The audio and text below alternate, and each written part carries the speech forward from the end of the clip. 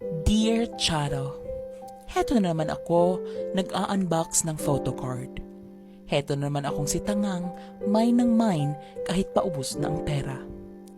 Habang ang BTS ay nagpapayaman dahil sa mga budol namin, kami naman ay mas lalong naghihirap. Nagugutom dahil walang pambili ng pagkain. Pero okay lang naman siguro yan, Charo.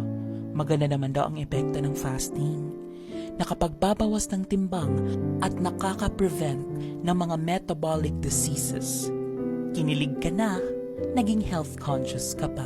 Sa buhay, kailangan din natin minsan ng mga bagay na nakapagsasaya sa atin. Masaya sa simula, tulala after unboxing.